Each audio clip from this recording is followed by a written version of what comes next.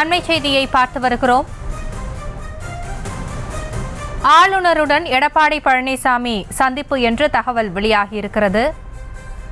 ஆளுநர் RN ரவியுடன் எதிர்க்கட்சித் தலைவர் எடப்பாடி பழனிசாமி சந்தித்திருக்கிறார். தமிழகத்தில் போதைப்பொருள் பழக்கம் அதிகரித்துள்ளதாக ஆளுநரிடம் எடப்பாடி பழனிசாமி புகார் மனுவை அளித்திருக்கிறார்.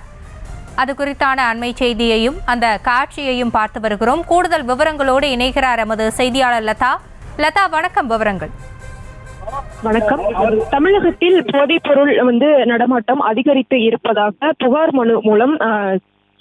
மனு எடுத்துக்கொண்டு வந்த எடப்பாடி பழனிசாமி சென்னை கிண்டியில் இருக்கக்கூடிய ஆளுநர் மாளிகைக்கு வருகை தந்த அவர் ஆளுநர் RN ரவியை நேரில் சந்தித்து அந்த புகார் மனுவை அளித்து இருக்கிறார். இந்த நிகழ்வில் முன்னாள் அமைச்சர்கள் KB முனுசாமி, வேலுமணி, தங்கமணி, CV சண்முகம், ஜெயக்குமார், திண்டுக்கல் சீனிவாசன் உள்ளிட்டோர் உடன் இருக்கிறார்கள்.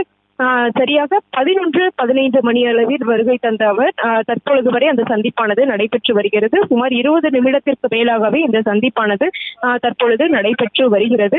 போதைப்பொருள் நடமாட்டம் அதிகரித்துள்ளதாக கூறி எடப்பாடி பழனிசாமி திமுக அரசுக்கு எதிராக தொடர்ந்து பல்வேறு விமர்சனங்களையும் கண்டனங்களையும் பதிவு செய்து வரக்கூடிய ஒரு நிலையில் தற்பொழுது ஆளுநர் மாளிகைக்கு வருகை தந்திருக்கக்கூடிய அவர் தமிழகத்தில் போதைப் பொருள் நடமாட்டம் அதிகரித்து இருப்பதாக கூறி அந்த புகார் மனுவை அளித்து இருக்கிறார்.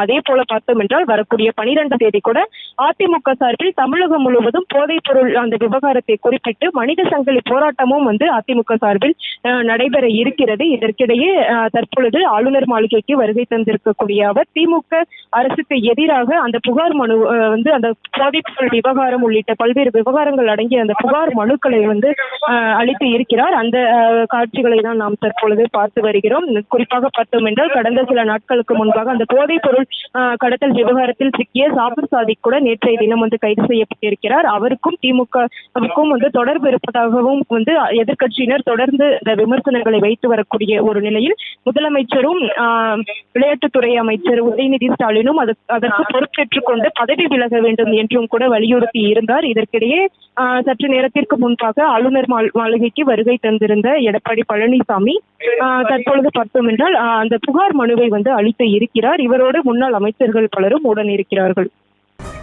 விவரங்களுக்கு நன்றி லதா. செய்திகளை உடனுக்குடனும் துல்லியமாகவும் தெரிந்து கொள்ள சப்ஸ்கிரைப் பண்ணுங்க.